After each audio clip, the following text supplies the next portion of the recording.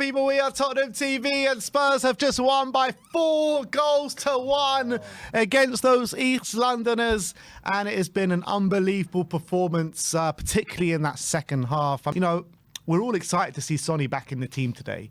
After the last two games against Manchester United, if we had him, we'd probably score 5 or 6. Against Brighton, we were clearly missing him out on that left-hand side. Today, out of the 4 goals, he had his heavy hand in 3 of the goals that we scored today. I mean, the first one that he was involved with was a lovely ball round the back to Destiny Udogie when he was tugged out to that left-hand side, and obviously Udogie lays it back to Bissouma, and Bissouma does the rest. The second one, he forces the own goal with, you know, it wasn't the greatest shot in the world, but he forces that shot, and it rebounds off Alariola into Todibo in the back of the net, and and then he actually got on the score sheet where a lovely ball from that ball from Sarr. That ball from Sarr was just beautiful, but split the whole West Ham defence apart. Literally. Brilliant. And then Sonny does what Sonny does best, you know, one-on-one with his defender, step over after step over after step over, and then he finishes it and goes through Ariola's hands. So what a performance from the captain today. Clinical, ruthless. And I was asking for Sonny to step up in that second half, and boy, did he. He took it upon himself to get the job done, get us over the line. And I'm just so glad to have him back, because we really missed him. It's an interesting one, isn't it? I'm not sure what happened to Maddison, because I thought he was having a fairly good first half. Same. Obviously, Spurs weren't creating as many clear-cut chances as we would have liked and as we did in the second half. But if I'm led to believe what the comments say, I haven't seen any official word from Ange or what the commentators were saying, but they're saying it was tactical to take off Maddison. I did see him looking a bit upset, sitting in the on the bench in the second half. If it is tactical, what do you make out of it? If it is tactical, it's a very interesting one. And I think actually Ange made the right move, because as soon as you did move Pape Sarr into that midfield, it gave us a bit more legs. I felt like we were a bit more dominant in midfield in that second half. And I think we actually looked better in that part of the pitch with Kulu in Maddison's position and then Pape behind him and Biss sweeping everything up. So if it is tactical, hats off to Ange. If it's not, it is what it is. It's still a good substitution if Madders has taken a knock. So either way, it was the right move. I did think the dynamic of the midfield looked a lot more stronger when Maddison went off. I like Maddison in the attacking phase, but I felt like in the defensive aspect, you had Sarr and Bissouma there, and they were just mopping up everything, weren't they? And that's in the midfield. And I felt like West Ham found it really hard to try and, because they just kept winning the ball back, winning the ball back, really tenacious, really aggressive.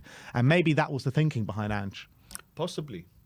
And I just want to mention, you know, another player that you mentioned there, Bissouma. I think, honestly, if Kulu didn't take the man of the match and you know, have star of the show, Bissouma today played phenomenally well, breaking up the play, tackling, winning second balls, and eventually getting on the score sheet and finishing off that cross from the cutback from Udogie. So I think he deserves a very special mention. And I think that personally, since he had that whole laughing gas thing and everything, he's really shown us Tottenham fans, and he's showing everyone at the club what he's capable of.